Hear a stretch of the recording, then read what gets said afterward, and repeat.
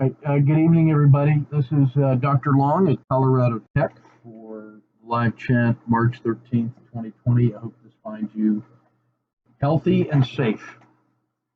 How much can change in a week? Quite a bit, as we're going to see. So, in the last week or two, we've been talking about coronavirus and supply chain contingency planning versus a possible coronavirus pandemic. And we talked about the elements of VUCA: volatility, uncertainty, complexity, and ambiguity. That was what we did at the on March 1st. Last week, on March 6th, we talked about some of the challenges of a CEO in the modern environment and how do you decide who you believe when you get competing experts of opinions, and what's the basis for your judgment, and then what kind of role can we play as doctors giving advice. And we talked about the importance of having multiple perspectives and integrating different insights. And then this week, the coronavirus hit. So you don't need me to tell you what that's all about. So I just want to hit some main ideas, talking about impact of corona as I see it, and in my consulting. So what I've done in my consulting business, as you know, is develop strategy sessions for various executives around the world, some of whom I teach how to protect capital in the markets, or investor capital. Other guys, I just teach them about how to do strategy in a generic way and do executive coaching. And one of the topics lately has been about coronavirus and the vulnerability of global supply chains. So I'll talk a little bit about that. First of all, in my local organization here, as the acting president of the local soccer association, we just made a decision tonight by email, because we didn't want to take unnecessary risk by having an in-person meeting, to cancel our spring recreation program. And that was simultaneous with the high schools stopping their varsity and junior varsity athletic programs, all of the major sports leagues suspending play and so forth. We've seen a number of businesses changing the way they do business and suffering big consequences, and even things like Google and Twitter are doing 100% work from home, and they should be able to do that because they're a tech company, and they are doing that. You can anticipate global disaster happening for airlines, entertainment, travel, transports in the supply chain, any manufacturing company that relies on assemblies or raw materials from overseas, especially those made in China or Italy. The supply chain is going to slow way down. And then there's the consequence that John Malden talks about. He's a well-respected financial strategist with over 1.5 million followers on his weekly strategy letter. And he was talking about the impact in various cities of the slowdown in the service sector, that either people are out of jobs, or they're saving money, or they're afraid of gathering, or they're working from home, or they're not commuting in, and so they're just playing it safe. And so now the second and third order effects of this global supply chain slowdown is the impact as it translates to service sectors. And Malden makes the point that that hasn't been seen before in other direct threats to manufacturing from war or other economic sanctions. Now it's affecting directly the people who in the service sector. So what happens when they're out of jobs and their unemployment runs out, no health care, and can't meet their mortgage payments? So what we did in 2008, 2009 as a nation, we said, the heck with them, going to foreclose their loans. And then we wrote a check for $1 trillion to bail out the banks. Well, how about if our government had done something different this time? Now, we didn't do this yet, but there's still time.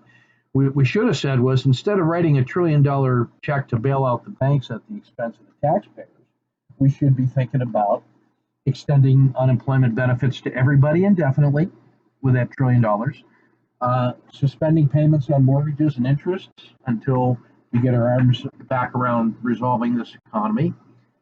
Then having the National Guard, the Post Office, and Amazon deliver food from our subsidized farmers directly to people's homes to minimize the impact. And we could get our arms around this thing and remove a lot of the worry. And then we should be giving people free health care, not talking about charging them for the money that it takes to be inoculated to the virus. So some things that you can do at the strategic level that have an impact. And how timely is it to be discussing this during election years and you're trying to get the vote of the people? That's a winning strategy right there. It's like the Bernie Sanders utopia.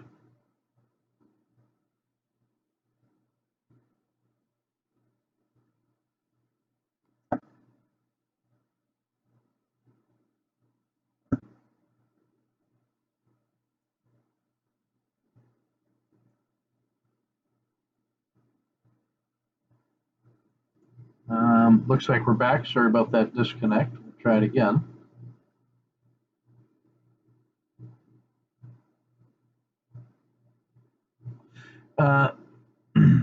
So the soccer club is slowing down, the business is slowing down. On the military college, we were about ready for summer or the spring exodus. And we're going to now track 1,500 students and their families as they travel cross country, and they thought overseas. A number of those got canceled. And then we got to figure out, based on where they went, what we're going to do when they return in about 7 days. And we got 1,500 people, and we're trying to sort out, are we even going to have classes in person? Are we going to try to do everything by distance learning, try to do the electives through the web? And so we were scrambling with all the different combinations and possibilities there. We're even having to take a look at next year's students who would be arriving in August, many of whom are already overseas in level 3 type countries. And so what are we going to do for the composition of the profession's student base for next year? How do we get around the challenges of not having classrooms bigger than 15 people? And what's the minimum that we must do in person versus how much can we do by the web? And that changes all our cultural considerations, like where's your appointed place of duty? Is it legit to work from home?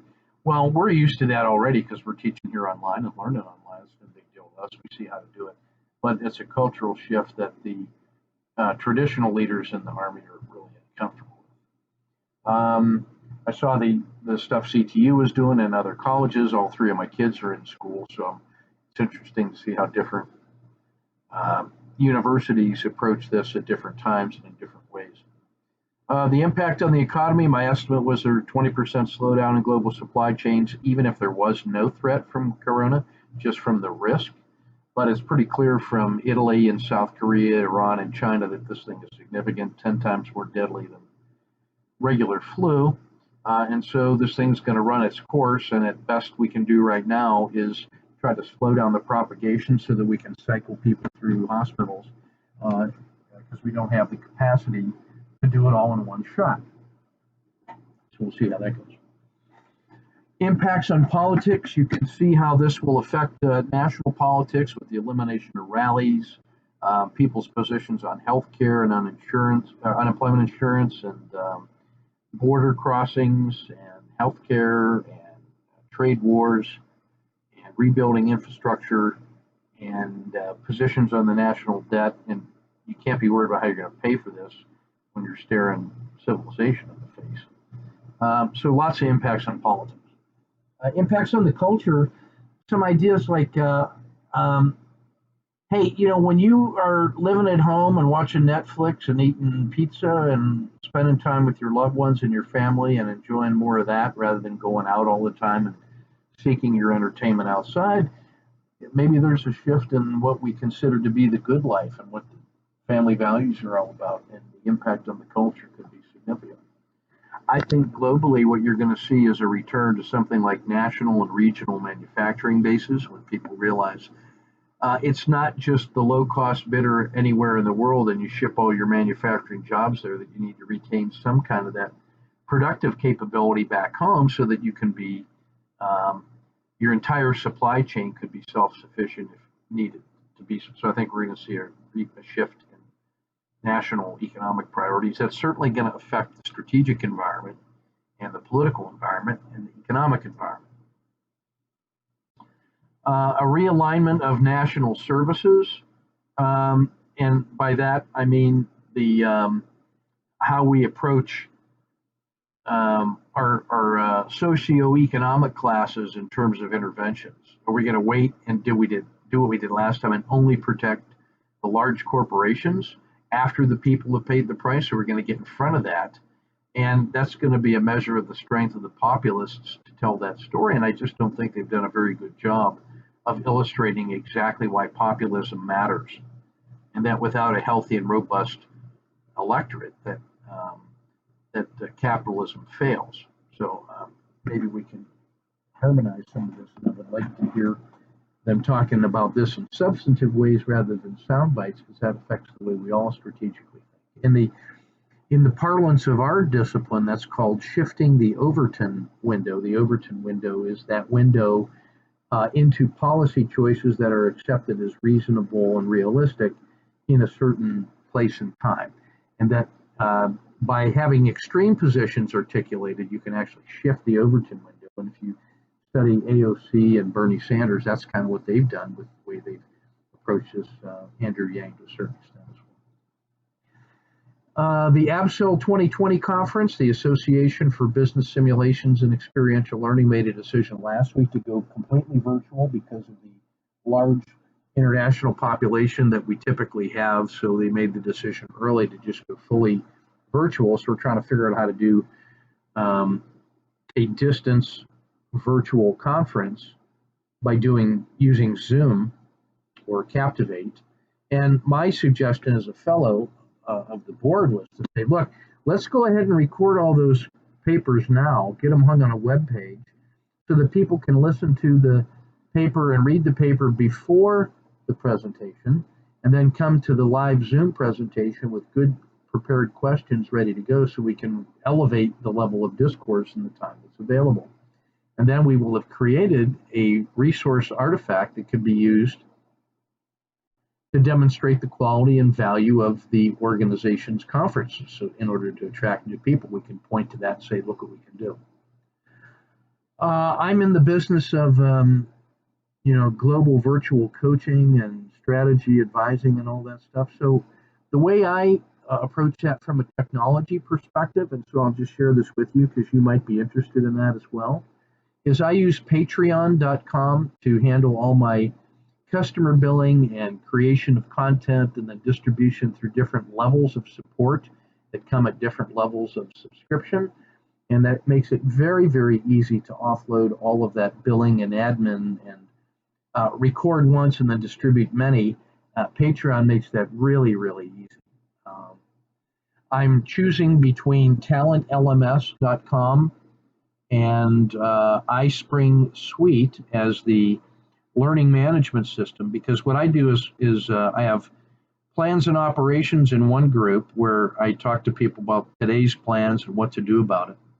And then I have an education arm where we talk about the underlying concepts, not key to a certain time, but just how to do certain things. So the combination of plans and ops on one side, I'm going to choose Talent LMS. Patreon for that, and then I use GoToWebinar and SurveyMonkey and all that in order to make those live coordinations. And then I'm going to use Talent LMS in order to host the online courseware because they have a good authoring tool. And then I use, there's really a choice about where to put your video. This is a video world, and so you got to become proficient in making the audio visual creative pieces of your brand. And so YouTube gives you the broadest possible reach and free uploads, but you got to put up with the advertising. Vimeo is a pay-for-use video streaming service, very high quality. You pay a little bit, and you get not unlimited storage, but you get reasonable storage. But and then they have a payment solution right on board. So there's really kind of like two leaders in that business right there. Either one of them can be the video server that puts those videos into that learning management system. So I'm using basically Patreon, Talent LMS, and YouTube to get my work done. I spent some time with our guys today as we were finishing up our last set of classes before the spring exodus, and just to remind them what it's like to be a leader trying to make their way through the world today. And that's my speech on supporting leaders in their decision making in a complex world that is filled with that VUCA that we've talked about before. You might be a subject matter expert in a particular staff section. Like you might be an expert in finance or manufacturing, marketing, sales, advertising, administration, whatever it may be.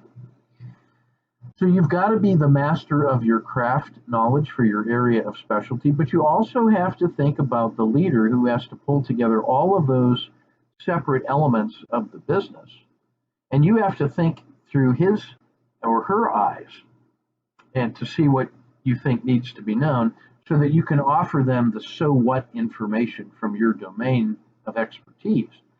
In so doing, you will become more effective as an advisor, as a subordinate leader, and possibly as a candidate for CEO yourself. So in order to think like a leader, you got to be thinking your way through a couple of different processes that I'm going to suggest here. The first one is the plan, prepare, execute, and assess cycle. In which, in my view, the most important one is prepare, because a good enough plan will give you real choices in the world. And how you prepare means that you can act on your insights when the environmental triggers suggest which way to go. And then executing is a matter of effective battle drill through training, so you minimize the cost of thinking about it because you have rehearsed it in your preparation and you're ready to go. And then finally, if you survive contact with that enemy or the world, through your plan, prepare, and execute, you then have the opportunity to assess it to see what it is that you might learn. So until you get to the survival point of view, preparation, in my view, is the most important one, and then that supports execution. But then if you survive that, assessing is how you get the most possible learning value out of that teachable moment. That's what leaders are concerned with. That's almost like the life cycle of their decision making. Each iteration features all four of those. That's not too dissimilar from plan, do, check, act from the world of total quality management, statistical process control, Deming management method, and all that. Another line of thinking is this understand, visualize, describe, direct, lead, and assess. That sort of maps a process that leaders go through where the first three, understand, visualize, and describe, is really what goes on inside the leader's head. He's trying to understand that complex environment. She's then trying to visualize the most important things and how it might go in the future. And then she's going to try to describe that vision and understanding in words that others can use. Once you go through cycles of those, you improve your understanding by trying to visualize and then making an effort to describe. And then in the act of doing that, it helps you actually deepen your own understanding until the point where you can go to the next group of three. Now that you understand it to a certain satisfying level and you visualize what could happen and then you can describe it what you want done, you can then direct people and teams to do certain things. You can then lead them through that synchronized process of performance, and then you can assess how well we're doing to check and see if it's going the way that you visualized that it would. So there's that word assessment again. So we call that UVDLA, UVDDLA, understand, visualize, describe, direct, lead, and assess. We think that is central to how our senior leaders and junior leaders alike think about the world in procedural terms. We try to get better at each one of those phases. When we're trying to decide what to do, we basically use three problem-solving models, and we choose the one that is most appropriate given the degree of complexity or VUCA that we see in the world. If there's not much VUCA and we sort of know what to do, We do it using the troop leading procedures, a standard practice of 8 steps that allows us to anticipate and prepare and initiate necessary movement, go solve a problem, and then report about it. So typical operations and execution with battle drills that are well trained with direct action leaders.